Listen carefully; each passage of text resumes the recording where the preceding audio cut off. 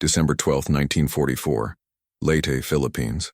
Sergeant Michael Henderson violated direct orders when he carried a dying Japanese prisoner into his tent that night. He gave her water. He gave her food. He gave her mercy. At dawn, he opened his tent and froze. 200 Japanese women stood in perfect silence outside, their hollow eyes watching him, waiting to see if his compassion was real or just another lie of war. The monsoon rain hammered against the canvas tents of the 24th Infantry Division's forward operating base near Tacloban, turning the Philippine soil into thick, clinging mud that sucked at boots and made every step a battle. It was December 12, 1944, 3 weeks after General MacArthur had declared Leyte secure, though the daily firefights and sniper shots told a different story. The war was still very much alive, and so was the hatred. Sergeant Michael Henderson wasn't supposed to be on perimeter patrol that night. As the supply quartermaster, his job was managing inventory, not hunting enemy combatants. But Private Eddie Martinez had come down with dengue fever, and someone needed to check the wire. Henderson grabbed his rifle, pulled on his poncho, and stepped into the driving rain. He almost missed her. At first, he thought it was just another piece of debris washed up by the storm, a broken crate or abandoned equipment. But then he saw the hand, pale fingers clawing weakly at the mud, trying to pull a body that had no strength left to move. Henderson approached cautiously, rifle raised. The figure was small, emaciated, wearing torn remnants of what might have once been civilian clothing. When he knelt down and turned the person over, he realized two things simultaneously. First, it was a woman. Second, she was dying. Her eyes were sunken deep into her skull, her cheekbones protruding sharply beneath skin stretched tight like paper. Her lips were cracked and bleeding, her breathing shallow and irregular. But what struck Henderson most was her expression when she saw his face, saw the American uniform. It wasn't hatred or defiance. It was terror, pure, absolute terror. She tried to crawl away from him, her movements pitiful and weak, like a wounded animal trying to escape a predator. Henderson should have called for the guards. Protocol was clear. Any enemy combatants or civilians were to be detained and processed through the POW intake system at the main camp 3 miles south. He should have left her there and radioed for a patrol to collect her. Instead, he slung his rifle over his shoulder, bent down and lifted her into his arms. She weighed almost nothing, a skeleton wrapped in skin. She didn't fight him. She didn't have the strength. She just closed her eyes, and Henderson could have sworn he saw tears mixing with the rain on her face. The walk back to his tent took 20 minutes. Every soldier he passed stared at him like he'd lost his mind.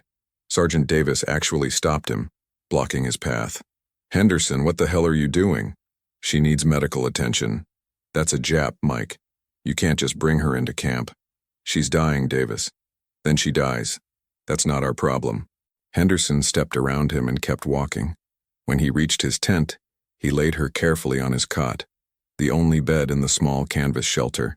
He grabbed his canteen and held it to her lips.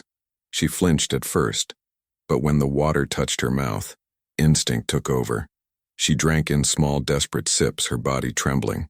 He opened his footlocker and pulled out a can of peaches, his personal ration he'd been saving for Christmas. He opened it with his knife and offered her the fruit. She stared at it like she didn't believe it was real. Then slowly she took a piece and ate it, then another. Then she broke down crying, her thin shoulders shaking with sobs that seemed too big for her fragile body. Henderson sat on the ground, his back against his footlocker, watching her eat. He didn't speak Japanese. She clearly didn't speak English. But some things didn't need translation. She was starving. She was terrified. And for some reason he couldn't fully explain to himself, he decided that tonight, in this tent, she would be safe. He covered her with his blanket and lay down on the ground using his pack as a pillow. Within minutes, exhausted from weeks of poor sleep and constant work, he fell into a deep, dreamless unconsciousness. When he woke at dawn, he knew immediately that something was wrong. The camp was too quiet. No morning drills, no shouted orders, no clanging of mess kits, just silence. Henderson stood and stepped to the tent entrance. He pulled back the flap and stopped breathing. They were standing in rows, perfectly organized, perfectly still. 200 women, maybe more. Japanese women of all ages, from teenagers to elderly matrons, wearing torn clothing, muddy and exhausted, their faces gaunt from starvation. They stood in the rain that had continued through the night, water streaming down their faces, soaking their hair, but none of them moved. They just stood there, watching his tent, watching him. Behind them, surrounding them in a loose perimeter, were American soldiers with rifles raised, officers shouting orders, chaos barely contained by discipline. Henderson could see Captain Harrison pushing through the crowd, his face red with anger or confusion or both, but Henderson's eyes were drawn back to the women. In the front row, standing directly in front of his tent, was a woman who looked slightly older than the others, maybe 30, with sharp, intelligent eyes, despite the obvious malnutrition. She held something in her hands. When she saw Henderson, she took one step forward. 20 rifles immediately tracked her movement. "Hold fire!" Henderson shouted, surprising himself with the authority in his voice. He stepped out of the tent, into the rain, his hands raised where everyone could see them. The woman spoke in Japanese, her voice clear despite her obvious weakness. Henderson had no idea what she was saying, but her tone was unmistakable. It was a plea, a request, a desperate gamble. From inside his tent, the woman he'd rescued the night before appeared, clutching the blanket around her shoulders. She looked at the crowd, at the woman in front, and her eyes went wide. She spoke rapidly in Japanese, her words tumbling over each other. The older woman responded, and suddenly they were both crying, embracing, holding each other like they'd thought they'd never see each other again. Captain Harrison reached Henderson's tent, his jaw tight. "Sergeant, what in God's name have you done?" Henderson didn't know how to answer that question, so he told the truth. "I found one of them dying last night, sir. I gave her food and water. That's all." Harrison stared at him like he was insane. "That's all? Sergeant, you've created an international incident. Do you have any idea what this means? 200 enemy civilians just walked into our camp. They could be saboteurs. They could be carrying diseases. They could be—" "They're starving, sir," Henderson interrupted, a breach of protocol he would likely pay for later. "Look at them. They're not soldiers. They're refugees. They're enemy nationals, Sergeant. And you've just—" A commotion interrupted him. The woman from Henderson's tent was speaking urgently to the older woman, gesturing toward the soldiers, toward the camp, toward Henderson. The older woman nodded, then turned to the crowd behind her and shouted something in Japanese. As one, all 200 women knelt in the mud, their heads bowed. The young woman approached Henderson and Harrison. She spoke in broken, heavily accented English, each word clearly difficult for her. "Please. We. Surrender. We. No fight. We. Hungry. Children hungry. Old women. Dying. We hear American, have mercy. We hear you." She pointed at Henderson. "You save Haruko. You give food. You no kill.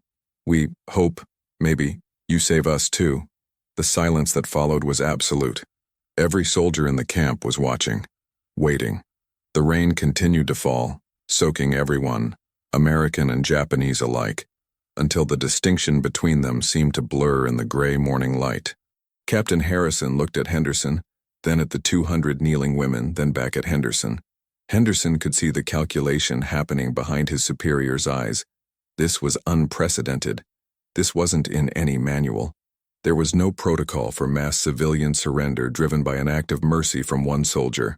Finally, Harrison spoke, his voice carefully controlled. "Sergeant Henderson, you're confined to quarters pending investigation." "Lieutenant Coleman," he turned to the head nurse who had appeared from the medical tent. "Get your team together. We need to triage 200 civilians. Anyone in critical condition gets immediate attention. The rest get processed through standard POW intake." He looked back at Henderson, his expression unreadable. "You better hope your compassion doesn't get us all killed, Sergeant." But in that moment, watching Lieutenant Coleman and her medical team move forward to help the kneeling women, watching American soldiers lower their rifles and start bringing out food and water, Henderson knew something fundamental had just changed. Not in the war. The war would continue, brutal and bloody, until Japan finally surrendered 8 months later. But in this small corner of the Philippines, in this muddy camp surrounded by jungle and rain, 201 people had just learned that mercy could exist even between enemies. And that, Henderson thought, might be worth whatever punishment was coming his way. Part 2. The integration. The chaos of that dawn took hours to organize into something resembling order. Lieutenant Grace Coleman and her medical team moved through the 200 women with practiced efficiency, checking vital signs, identifying the most critical cases, distributing water and emergency rations. What they found was worse than anyone had anticipated. 17 women were in immediate danger of death from starvation and dehydration. Another 43 showed signs of severe malnutrition, tropical diseases, infected wounds, or dysentery. Every single one of them was malnourished to some degree. Many had injuries that had never been properly treated, wounds that had become infected, breaks that had healed incorrectly. These weren't soldiers. They were survivors of something terrible. Through broken English and improvised sign language, the story began to emerge. They were civilian employees, comfort women, nurses, and refugees who had been attached to the Japanese garrison on Leyte. When the American invasion began in October, the Japanese military had retreated into the mountains, abandoning most of their non-combatant personnel. For 2 months, these women had been hiding in the jungle, slowly starving, watching their numbers diminish as disease and starvation took their toll. Children had died. Elderly women had died. They had been dying. Then 3 days ago, a rumor had reached them. An American soldier had saved a Japanese woman, had given her food and shelter instead of killing her. It seemed impossible. American propaganda told them the Americans were beasts who would torture and murder them. But they were desperate, and desperation makes people believe in impossible things. Sachiko Yamada, the older woman who had led them to the camp, explained through Haruko Nakamura, who became the default translator. Sachiko had been a school teacher in Osaka before the war. She had been brought to the Philippines as part of the civilian administrative staff. She had watched 37 women and children die in the jungle. When she heard the rumor about the American soldier, she made a decision. They would take the gamble. They would surrender and hope for mercy, or they would die trying. Either way was better than slowly starving in the jungle. Haruko's story was different but equally tragic. She had been a nursing student in Tokyo, conscripted to work in a military field hospital in Leyte. When the hospital was overrun, she had fled with the others. She had been separated from the group 3 weeks ago, wandering alone, eating roots and insects, drinking from streams, until she had collapsed near the American perimeter. Finding Henderson had been pure chance, or perhaps, as she would later claim, divine providence. The base commander, Colonel Richard Thornton, arrived from divisional headquarters that afternoon in a jeep that sprayed mud with every tire rotation. He was a hard man, 52 years old, career military, who had fought in France during the First World War and had very clear opinions about the Japanese after Pearl Harbor. He stood in Captain Harrison's command tent, staring at the reports on his desk, his jaw working like he was chewing something bitter. 204 Japanese civilians, Captain. 204 enemy nationals now under our protection. Do you have any idea what kind of logistical nightmare this represents? Yes, sir. But under the Geneva Convention. The Geneva Convention applies to uniformed combatants, Captain. These are civilians. The rules are murky. Sir, 17 of them would have died without immediate medical intervention. 43 more are in critical condition. We couldn't just turn them away. Thornton was silent for a long moment. Finally, he sighed, the sound of a man accepting an unwanted burden. No, we couldn't. But this stays quiet, Captain. I don't want this story reaching the press until we've figured out what the hell we're doing with them. The last thing we need is some reporter turning this into a political circus. He picked up another report. This one from Lieutenant Coleman. Your nurse says several of them have medical training. Nursing experience. Yes, sir. At least 6, possibly more once we can communicate better. Can we trust them? Sir, they're starving and we're feeding them. They walked into our camp and surrendered. I think we can at least try. Thornton made a decision. Fine. The ones with medical training can assist in the hospital tent, under constant supervision. The rest get housed in the old supply depot at the south end of camp. We'll put guards on it, but make it clear they're not prisoners in the traditional sense. They're protected persons, civilians under our care. We feed them, we treat them, and we keep them alive. Clear? Yes, sir. And Captain? Thornton's voice dropped lower. The sergeant who started this, Henderson. What's his status? Confined to quarters, sir. Awaiting disciplinary review. Thornton nodded slowly. His actions violated direct protocol. He put the entire base at risk by bringing an unknown enemy national into camp without proper screening. By all rights, he should face court-martial. Harrison waited. There was always a but with Thornton.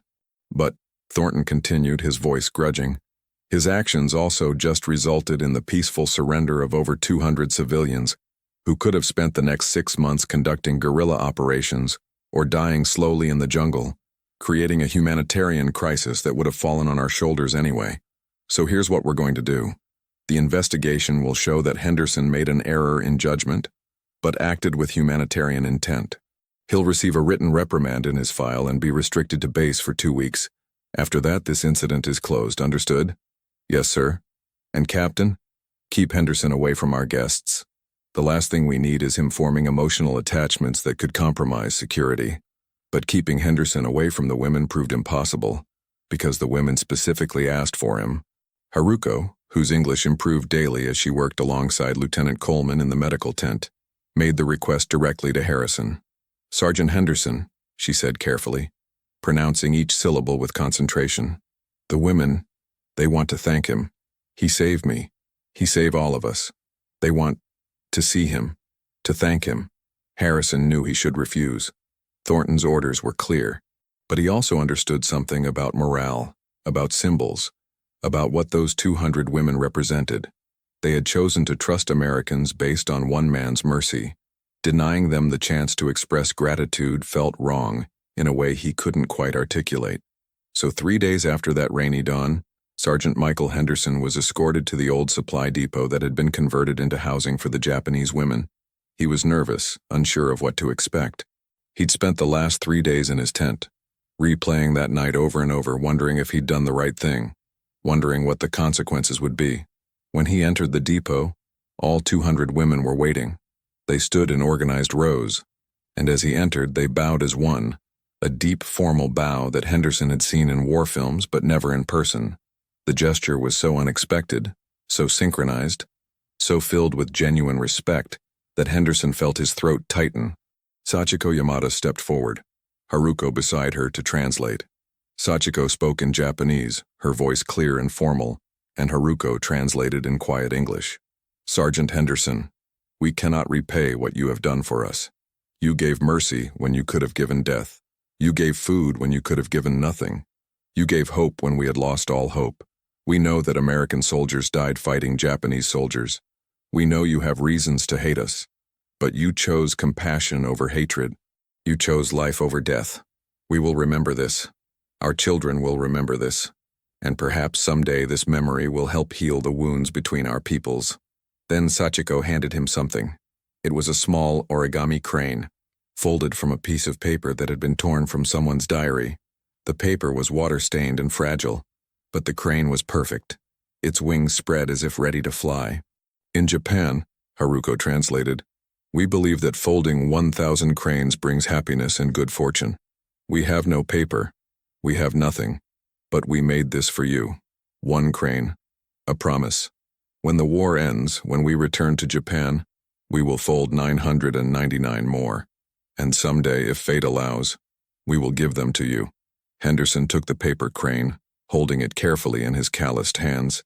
He had killed men in this war. He had seen friends die. He had been trained to view the Japanese as the enemy, as subhuman, as something less than people. But standing here, looking at these 200 women who had risked everything on the hope that one act of mercy meant something more, he understood that war did not erase humanity. It only hid it under layers of fear and propaganda and survival.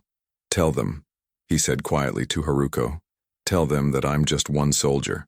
But maybe if enough soldiers on both sides choose mercy over hatred, this war will end sooner, and maybe there won't need to be another one. When Haruko translated his words, something happened that Henderson would never forget. Several of the women started crying. Not sad crying, relief crying. The crying of people who had been told they were hated, who had believed they deserved that hatred, who had suddenly been offered something they never expected, forgiveness. The women remained at the camp for 6 weeks. During that time, the 6 with medical training, including Haruko, worked alongside American nurses in the hospital tent. There were tense moments. Private Johnson refused to be treated by a Jap nurse until Lieutenant Coleman threatened to leave his infected hand untreated. Sergeant Williams complained to Captain Harrison that having enemy nationals in the medical tent was a security risk. But gradually, watching these women work 18-hour shifts to save American lives, watching them use their limited resources to treat American soldiers with the same care they showed each other, opinions began to shift. The breaking point came during an artillery attack. Japanese forces, unaware of the civilians in the camp, launched a mortar strike targeting the American position. Shells fell randomly across the base. One landed near the medical tent. Haruko, who had been treating a young American private named Danny Cooper, threw herself over him without hesitation, shielding his body with hers. The shell fragments peppered the tent, and when the dust cleared, Haruko was bleeding from multiple shrapnel wounds in her back and legs. Lieutenant Coleman and Private Eddie Martinez pulled her off Cooper and immediately began treating her wounds. Cooper, shaken but alive thanks to Haruko's action, sat beside her the entire time, holding her hand, repeating over and over, "You saved me. You saved me. Why did you save me?" When Haruko regained consciousness hours later, her first question, translated through another of the Japanese women, was whether the American soldier was alive. When they told her yes, she smiled and closed her eyes, falling into exhausted sleep. The story spread through the camp within hours. By evening, there wasn't a soldier in the entire base who didn't know that a Japanese nurse had taken shrapnel, meant for an American private. The next morning, when Haruko woke, her cot was surrounded by small gifts left by American soldiers: chocolate bars, cigarettes, a clean pair of socks, a pocket knife, a harmonica, small things, precious things in a war zone, left anonymously by men who couldn't express their gratitude in words, but could express it in the only currency they had. Colonel Thornton visited the medical tent that afternoon. He stood beside Haruko's cot, looking down at the young woman whose back was bandaged where shrapnel had torn through her skin while saving an American life. "Miss Nakamura," he said formally, "I owe you an apology. I didn't trust you. I thought your people being here was a security risk. You've proven me wrong in the most profound way possible. Thank you for saving Private Cooper's life." Through Sachiko's translation, Haruko responded, her voice weak but clear. "Private Cooper is not American or Japanese. He is just a boy who should not die. I am a nurse. I save lives. That is all." Thornton nodded slowly. "When this war is over, Miss Nakamura, I hope people like you are the ones who rebuild our countries, not soldiers like me." Part 3. The Long Road Home. The war in the Pacific continued for 7 more months. The women remained at the Leyte camp through January and February of 1945, then were transferred to a larger civilian internment facility near Manila when the American forces pushed north. By then, they were no longer viewed as potential threats, but as protected persons under American military care. Sergeant Michael Henderson never saw most of them again after they were transferred. His unit moved to Okinawa in March to prepare for what everyone knew would be the bloodiest battle of the Pacific War, but he kept the paper crane in his breast pocket, carefully wrapped in oilcloth to protect it from the rain and humidity. He was in Okinawa when the atomic bombs fell on Hiroshima and Nagasaki. He was still there when Japan surrendered on August 15, 1945, and he was there during the occupation that followed, part of the massive American force that moved into Japan to oversee the transition from war to peace. In October of 1945, Henderson received an unexpected package through the military mail system. It had been forwarded multiple times following his unit as it moved across the Pacific. Inside was a letter written in careful, formal English, and a box containing 999 paper cranes. The letter was from Sachiko Yamada. "Dear Sergeant Henderson, I hope this letter finds you alive and well. I learned through the Red Cross that you survived the war, and I cannot express my joy at this news. I am writing to you from Tokyo, where I have returned to teach once again. The city is in ruins, but we are rebuilding. It is slow work, but it is hopeful work. I promised you 1,000 cranes. Haruko and I, along with many of the women you saved, have spent the last months folding them from whatever paper we could find. Old newspapers, rice paper, torn pages from books that survived the firebombing. Each crane represents a life you saved, a future you made possible. Haruko wanted to write to you herself, but she has returned to her family in the countryside. She survived her wounds, though she walks with a limp now. She tells everyone she meets about the American soldier who saved her life, who gave her food when she was dying, who showed her that mercy exists even in war. Sergeant Henderson, I do not know if our peoples will ever fully heal from this war. I do not know if the hatred and fear can ever be completely forgotten. But I know that small acts of mercy, repeated enough times by enough people, can build bridges where bombs created only ruins. You gave us life. We give you cranes. It is not a fair exchange, but it is all we have. May these cranes bring you happiness, good fortune, and peace. With eternal gratitude. Sachiko Yamada. Henderson sat in his tent in occupied Japan, surrounded by 999 paper cranes, and cried for the first time since the war began. Not sad tears. Not exactly happy tears either. Something more complicated. Relief, maybe. Or recognition that after 4 years of death and destruction, something beautiful had managed to survive. He kept the cranes for the rest of his life. When he returned to the United States in 1946, they came with him. When he went to college on the GI Bill, they sat on his desk. When he became a teacher, they hung in his classroom. And when journalists finally discovered his story in the 1960s, bringing national attention to that rainy night in December 1944, the cranes were photographed and displayed as symbols of peace and reconciliation. But the story doesn't end there. In 1975, 30 years after the war ended, Henderson received an invitation to visit Japan. A museum was being built in Tokyo, dedicated to civilian experiences during the war and the subsequent peace. They wanted to include his story, to display the cranes, to honor both the act of mercy and the choice to surrender. Henderson was 61 years old by then, retired from teaching, living quietly in Oregon. He almost declined the invitation. The war was long ago. He had moved on. But something made him accept. Maybe curiosity. Maybe a desire to see what had become of the country he'd once fought against. Maybe a need to know what had happened to the women he'd saved. When he arrived in Tokyo, the city was unrecognizable from the ruined landscape he'd seen in 1945. It was vibrant, modern, rebuilt completely. The museum was impressive, a modern building with clean lines and thoughtful exhibits about the war, about suffering, about reconciliation. The opening ceremony was formal and attended by officials, diplomats, veterans from both sides. Henderson gave a brief speech, translated into Japanese, about that night in December, about choosing compassion over protocol, about hoping that future generations would learn from the past without being imprisoned by it. After the ceremony, an elderly woman approached him. She walked with a pronounced limp, leaning on a cane. Her hair was gray, her face lined with age, but her eyes were sharp and intelligent. She stopped in front of him, and for a long moment, they just looked at each other. "Sergeant Henderson," she said in English, her accent still present, but her command of the language clearly much improved. "Do you remember me?" And he did. 30 years melted away, and he saw not the elderly woman before him, but the starving girl he'd carried through the rain, who had been too weak to lift her head, who had flinched when he offered her water. Haruko.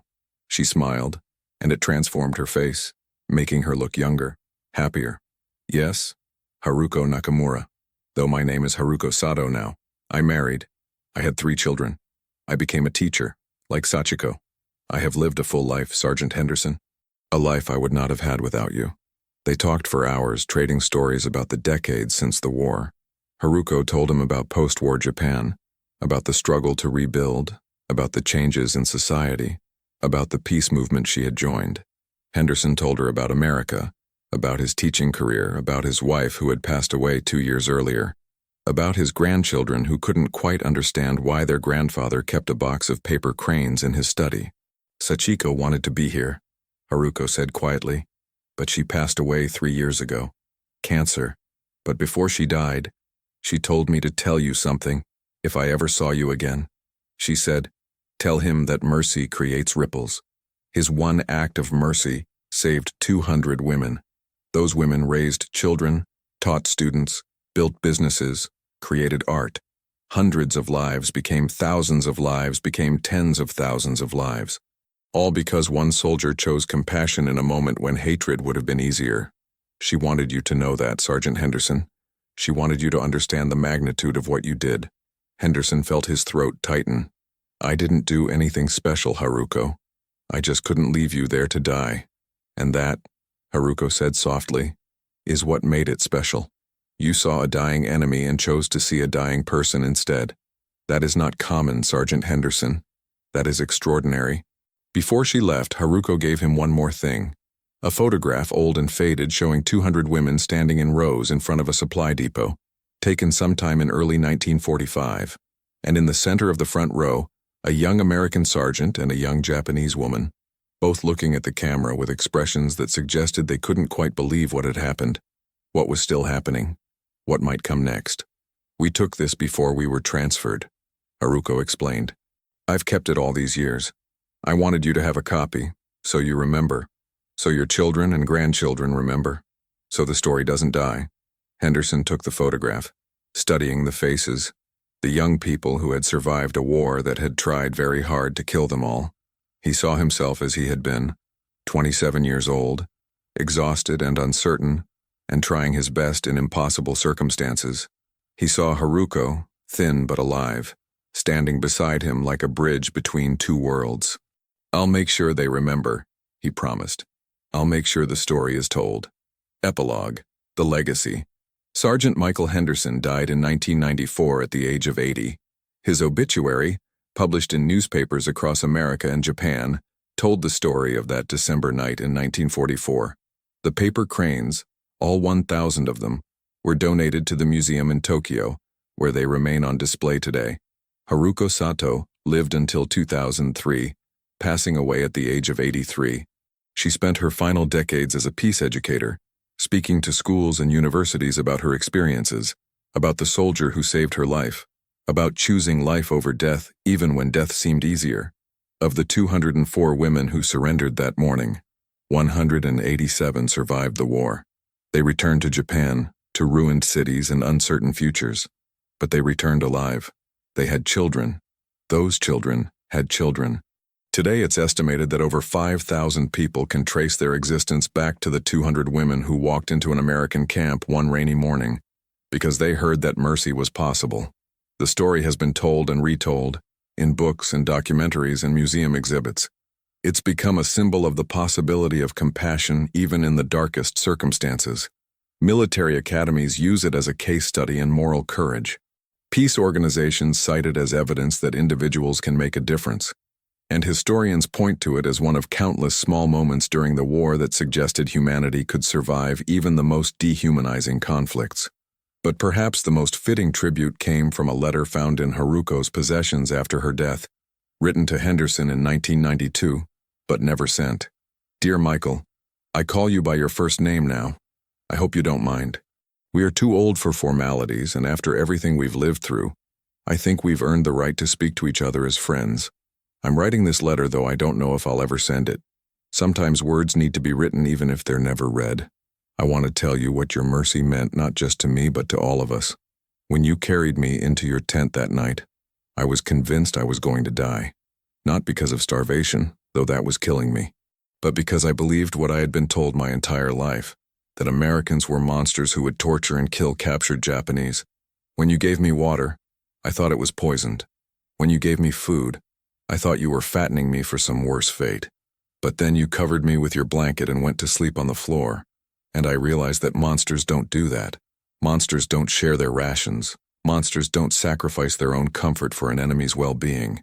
You broke through years of propaganda with one night of simple kindness, and that changed everything. When I told Sachiko and the others what had happened, they didn't believe me at first. But desperation makes believers of us all. We walked into your camp expecting to die, but hoping against hope that maybe, just maybe, your mercy was real.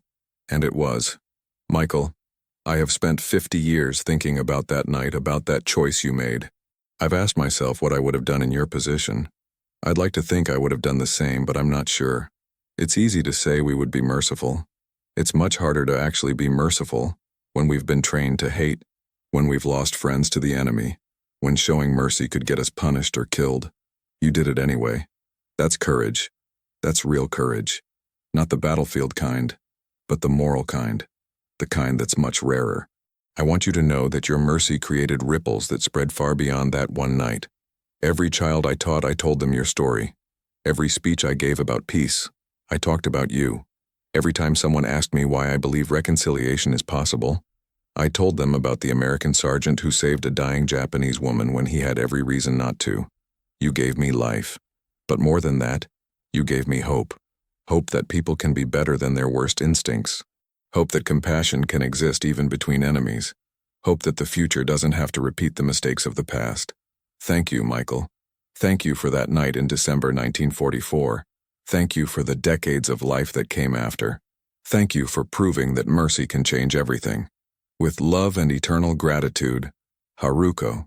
The letter was found, folded carefully inside the same worn diary she had kept since the war, placed between two pages dated December 12th and December 13th, 1944. The pages were blank except for two sentences written in Japanese. December 12th, I am going to die today. December 13th, I am going to live. Between those two sentences, between death and life, stood one act of mercy from one soldier on one rainy night in the Philippines. It wasn't enough to stop the war.